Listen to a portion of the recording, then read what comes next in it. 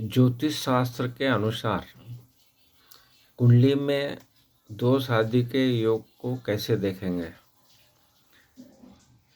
कुंडली में दो शादी के योग जब बनते हैं जब सप्तम भाव का जो स्वामी होता है वो कुंडली के छठे भाव में, आठवें भाव या 12वें भाव के साथ संबंध बनाता है तो ये दो शादियों के योग को बना देता है। सप्तम भाव पे शनि की अगर दृष्टि पड़ रही है या शनि की स्थिति होती है तो भी ये दो शादी के योग बनाता है। सप्तम भाव में अगर राहु हो या केतु हो ये भी दो शादियों का योग बनाता है अगर वो किसी ग्रह से संबंध बनाता है तो। शनि और बुध की युति 7वें भाव और 11वें भाव में हो ये भी दो शादियों के योग बनाता है। कुंडली में अगर कालसर्प योग हो, मांगली दोष हो, पितृ दोष हो ये भी दो शादियों के योग बनाता है। ज्योतिष शास्त्र के अनुसार जो सप्तम भाव होता है कुंडली का वो विवाह का भाव होता है और इस भाव पे अगर अच्छी स्थिति है यानी सप्तम भाव अच्छी स्थिति में है, सप्तम भाव का स्वामी अच्छी स्थिति में है, शुक्र की स्थिति अच्छी है तो ये दूसरा विवाह नहीं हो सकता है। इस तरह से आप अपने कुंडलियों में जो सूत्र बताए हैं वो लगा के देख सकते हैं। अगर कुंडली में जो दो स्वभाव राशियां होती हैं, जो दो स्वभाव राशियां होती है वो है मिथुन है, कन्या, धनु और मीन, ये दो स्वभाव राशियां कहलाती है।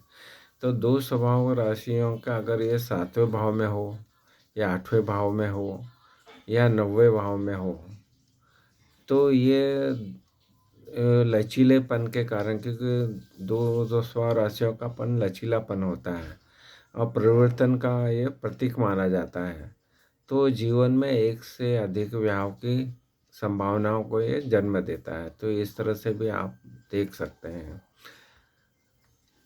दूसरी शादी के लिए जो ऐसा माना जाता है कि मान लो सप्तम भाव से जो 8वां भाव होता है वो दूसरा भाव होता है और पहले से जो है शादी है वो जो है दूसरा भाव मृत्यु का भाव कहलाता है तो इसलिए एक भाव खत्म होता है तो दूसरा भाव दूसरे भाव से देखा जाएगा, ऐसा शास्त्रों में बताया गया है।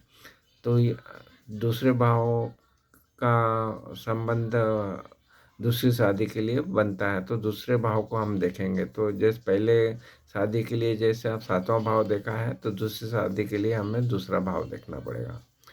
कुछ लोग 9वां भाव को भी दूसरी शादी के लिए देखते हैं तो आप देख लीजिए, दोनों में से जो भी लगता है उसके अनुसार हम प्रिडिक्शन कर सकते हैं कि इसकी दूसरी शादी होगी। इसके बाद में जैसा बताया कि 7वें भाव का स्वामी के 6, 8, 12 भाव में होने से भी दो स्वभाव का योग बनता है। ऐसे ही बताया हमने कि अगर छठे भाव में, 7वें भाव, 9वें भाव में दो स्वभाव राशियाँ होगी तो भी दो विवाह के योग बना देता है। तो ये तो इसके बात हुई। इसके बाद में हस्तरेखा के बारे में बताया गया कि जब जो मैरिज लाइंस होती है कुंडली में तो मैरिज लाइन पे जो छोटी उंगली रहती है उसके नीचे अगर तो मैरिज लाइंस कहलाती है, वो अगर 2 से 4 ऐसे बनी हुई रहती है, अगर उसमें से दो लाइंस एकदम सामान्य तौर से अनेक बराबर की रहती है तो वो भी दूसरी शादी के योग को दर्शाता है। तो ये हस्त विज्ञान के हिसाब से बताएं।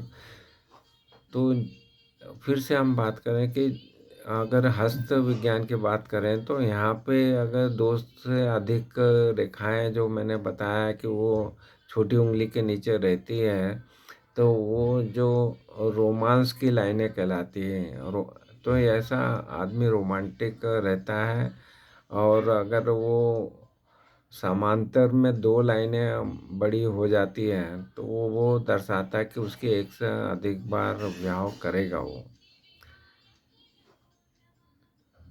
तो आप हस्तविज्ञान के द्वारा भी ऐसा जान सकते हैं। और ज्योतिष शास्त्र से कुंडली के हिसाब से भी हमने आपको बताया कि दूसरी शादी के योग कैसे बनते हैं। अब दूसरी शादी, अगर दोनों की दूसरी शादी है तो उनको मालूम है कि पहली शादी में हमें क्या-क्या प्रॉब्लम्स हुई, तो वो दोनों अपनी दूसरी शादी को चलाने की कोशिश करेंगे। नहीं तो फिर वो दूसरी शादी भी जो उनका परसेंटेज है सक्सेस का वो थोड़ा कम ही है।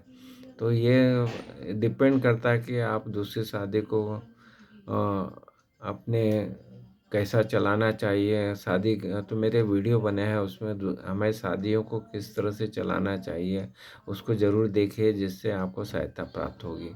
आज आपने हमारी चैनल जो एस्ट्रोलॉजी सिंप्लीफाइड को अगर सब्सक्राइब नहीं किया तो आप ऐसे वीडियो मिस करेंगे, तो आप चैनल को ज़रूर सब्सक्राइब कीजिए और बेल आइकन को भी क्लिक कीजिए, जिससे कुछ समय पर आपको वीडियो की जानकारी प्राप्त होगी। और चैनल अच्छी लगी है तो आप, और वीडियो अच्छा लगा है तो आप हमारे चैनल को सब्सक्राइब कीजिए, वीडियो को लाइक कीजिए और शेयर कीजिए, जिससे कि इसका लाभ दूसरे भी उठा सकें। आपने हमारे चैनल को सब्सक्राइब किया, वीडियो को लाइक किया, शेयर किया, इसके लिए आपका बहुत बहुत धन्यवाद।